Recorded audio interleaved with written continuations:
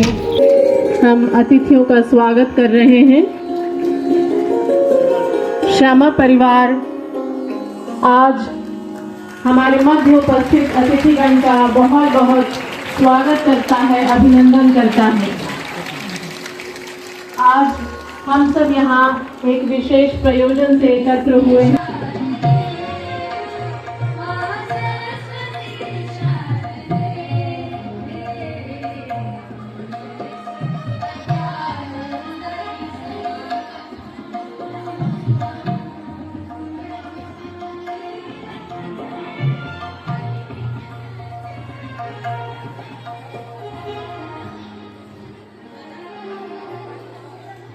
A few moments later.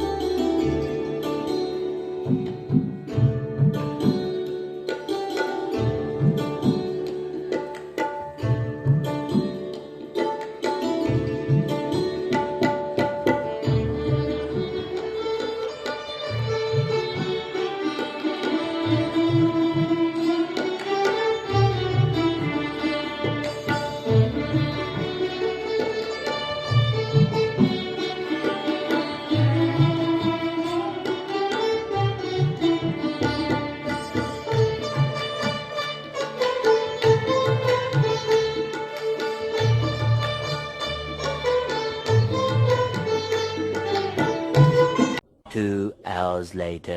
और life सच्ची शिक्षा वह है जो मनुष्य के अंदर पहले से विद्यमान पूर्णता को प्रकट करे।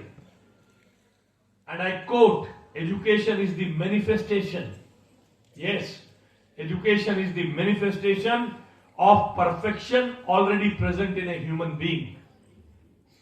शिक्षा वह अधिकार है, शिक्षा वो तप है जो आपको निडर बनाए, अन्याय के विरुद्ध खड़ा होने की शक्ति दे। स्वामी विवेकानंद जी का स्पष्ट मत था, युवा ही राष्ट्र के विकास की रीढ़ है। और यदि चरित्र नहीं है, जी हां, यदि चरित्र नहीं है तो सारी डिग्रियां बेकार हैं, सारी डिग्रियां व्यर्थ हैं। क्योंकि बहुत बड़ी बड़ी डिग्रियां लेने वालों को, बहुत बड़े बड़े डॉक्टरेट की डिग्री लेने वालों को भी चरित्र के अभाव में आपने हथियार उठाते देखा है। आपने बड़े बड़े इंजीनियर्स को टावर बनाते नहीं, ट्विन टावर्स गिराते देखा है। इसलिए शिक्षा वो है जो मनुष्य को चरित्र दे, और चरित्र के बिना सारी डिग्रियां व्यर्थ हैं। सच्ची शिक्षा चरित्र निर्माण करती है, अनुशासन सिखाती है और नैतिक साहस प्रदान करती है। राष्ट्र का निर्माण केवल इमारतों से नहीं होता मेरे युवा साथियों, राष्ट्र का निर्माण केवल इमारतों से नहीं होता।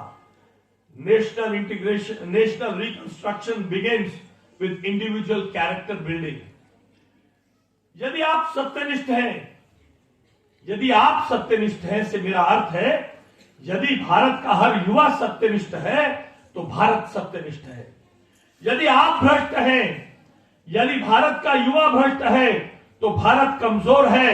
और मैं मानता हूं आप जैसे लोग ही भारत हैं जो ऑपरेशन सिंदूर के समय खड़े होकर भारत के लिए प्रार्थना करते हैं, और आप जैसे युवा ही भारत है जो ऑपरेशन सिंदूर में भी बॉर्डर पार जाकर इस देश की रक्षा के लिए अपना जीवन कुर्बान करते हैं।